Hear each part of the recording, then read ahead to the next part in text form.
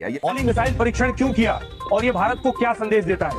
भारत में लोग ये सवाल उठा रहे हैं कि पाकिस्तान पर अब तक हमला क्यों नहीं हुआ है।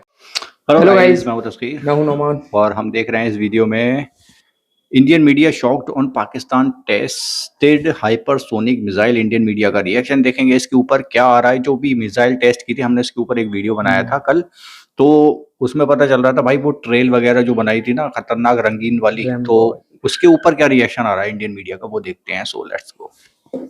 पाकिस्तान की तरफ से एक brand new missile test conduct किया गया है जिसका नो टाइम जो है वो ऑलरेडी कुछ दिनों पहले हमने देखा था, जिसमें मल्टीपल एयर रूट्स को अक्रॉस पाकिस्तान जो है उनको बंद कर दिया गया था। ये तो पाकिस्तान का वीडियो है जो हमने देखा था। पाकिस्तान के जो मल्टीपल एरियाज हैं वहां से बहुत ही ज्यादा स्टनिंग किस्म के विजुअल्स आना शुरू हो गए। ये इस टाइम के ऊपर आप विजुअल्स अपनी स्क्रीन के ऊपर भी देख सकते हैं। आसमान में डिफरेंट कॉन्ट्रेल्स आपको नजर आ रहे हैं और जनता जानना चाहती है कि मोदी सरकार पाकिस्तान के खिलाफ ठोस कदम कब उठाए।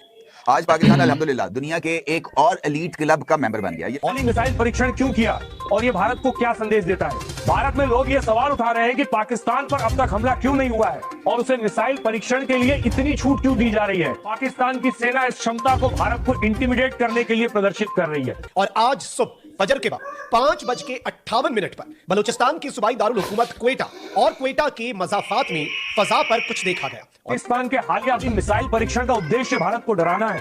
भारत और पाकिस्तान के बीच वर्तमान तनाव को देखते हुए क्या पाकिस्तान को ऐसे कदम उठाने चाहिए? हम समझाएं। अल्हम्दुलिल्लाह सुम्मा अल्हम्दुलिल्लाह, पाकिस्तान के दिफा को नाकाबिले तस्खीर बना दिया गया है, ताकत बन चुका है। अब उस एक क्लब में शमूलियत बाकी थी जिसका पाकिस्तान अभी तक रुकन नहीं था। आज अल्हम्दुलिल्लाह अल्लाह सुबह नमाज फज्र के बाद पाकिस्तान ने वो कारनामा सर अंजाम दे दिया है जिसके बाद दुनिया के दूसरे अहम तरीन एलीट क्लब का मेंबर भी अब पाकिस्तान बन चुका है। और इस बात का इशारा है ये कामयाबी कि अभी पाकिस्तान के लिए सितारों से आगे जहां और भी हैं। ये क्या खबर है यकीनी तौर पर आप जानना चाहेंगे। वो कौन सा क्लब है जिसमें अब पाकिस्तान शामिल हो गया है और इस कामयाबी की अहमियत मौजूदा सूरत हाल के तनाजुर में क्या है, इसके ऊपर बात करते हैं। पाकिस्तान के वहां अल सुबह एक नया मंजर देखने को मिला। उस मंजर के चंद अक्स आप इस वक्त अपनी स्क्रीन पर देख सकते हैं। ये कुछ अजीबो गरीब किस्म के बादल हैं जो कि कौसे कज़ा का मंजर पेश करते हैं। मौसमियाती तौर पर अगर इस बादल को देखा जाए तो इसे क्लाउड रेडिनेस यानी अब्रे रंगीन कहा जाता है। ये बादल उस मौके पर नमूदार होते हैं जब सूरज की रोशनी बादलों के बहुत बारीक और यकसा कतरात से गुजरती है तो रोशनी मुख्तलिफ जावियों पर मुंतशिर होकर रंगीन कौसे कज़ा जैसा असर पैदा करती है। ये बिल्कुल वैसा ही मंजर है जो अमूमी तौर पर बरसात के बाद हमें देखने को मिलता है और एक पूरी कौस बन जाती है जहाँ पर ये जो तमाम के तमाम ये जो बारिश के कतरात हैं उससे रोशनी मुनक्कस होती है तो वो मुख्तलिफ रंगों की शक्ल इख्तियार कर लेती है। लेकिन ये अब्रे रंगीन इनफैक्ट असल इशू नहीं है। असल इशू है इसका पैदा होना, क्योंकि मौसमियात के मुताबिक ये अब्रे रंगीन उस वक्त पैदा होता है जब फजा अबर आलूद हो और वहाँ पर जो अबर आलूद फजा के अंदर जो कतरे हैं, नमी के जो कतरे हैं वो बर्फानी हो और उन बर्फानी कतरों के ऊपर जब ये रोशनी गुजरे तो वो मुनक्कस होकर एक अब्रे रंगीन की शक्ल इख्तियार कर लेती है। लेकिन आज सुबह ये जो बलूचिस्तान का एरिया है जहां पर ये रंगीन बादल देखे गए हैं वहां पर इस जैसी कोई सूरत हाल नहीं थी। ना तो वहां पर मतलब अबरालूद था और ना ही वहां के मौसम के अंदर बादलों के अंदर या फिजा के अंदर बर्फ के कतरे जमा थे। तो फिर यह मामला क्या है?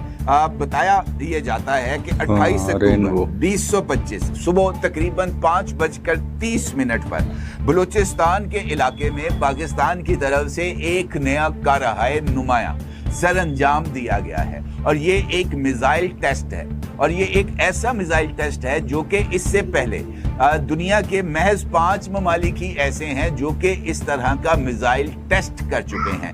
उन 5 ममालिक के अलावा दुनिया का कोई और मुल्क जिसके पास मिसाइल साजी या मिसाइल तैयार करने की टेक्नोलॉजी है वो इस तरह के मिसाइल को टेस्ट नहीं कर पाई। तो की जो तैयारी मैं हूं मखदूम शहाबुद्दीन। 28 अक्टूबर 2025 मंगल का दिन। अल्हम्दुलिल्लाह सुम्मा अल्हम्दुलिल्लाह, पाकिस्तान के दिफा को नाकाबिले तस्खीर बना दिया गया है।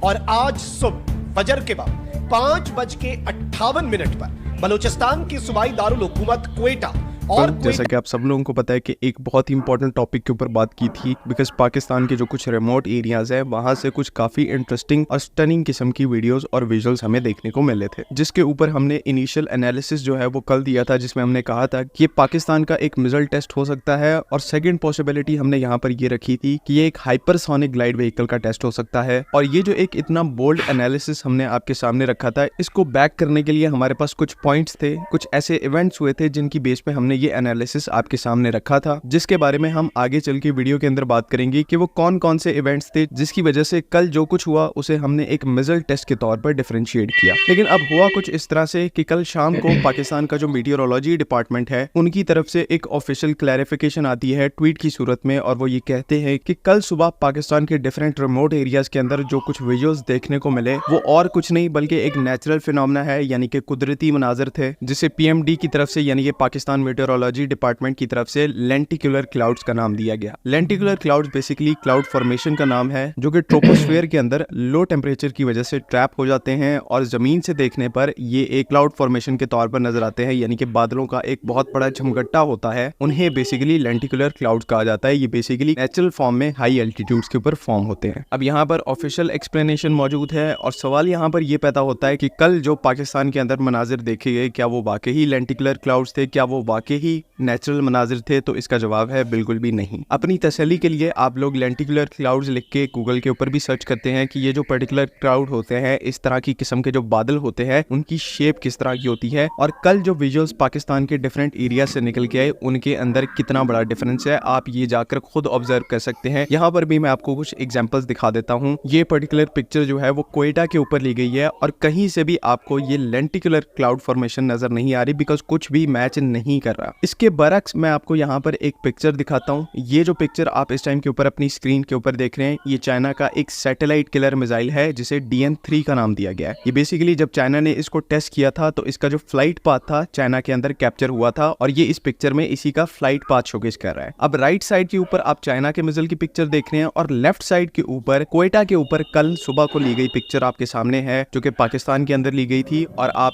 देख सकते हैं कि यहाँ पर विजुअलाइजेशन जो है वो कितनी ज्यादा मैच हो रही है, पाथ जो है वो कॉन्ट्रेल्स जो है वो कितने ज्यादा मैच हो रहे हैं। एंड अगर आपको इन सब पे भी यकीन नहीं आता तो कल कोयटा से लोकल्स ने हमें कुछ विजुअल्स भेजे जिनमें इवन इन कॉन्ट्रेल्स के साथ सोनिक बूम को भी सुनाई दिया गया है। ये मैं आगे ऑडियो के साथ वीडियो प्ले कर देता हूँ, आप इसको देखें और फिर हम आगे बात करते हैं।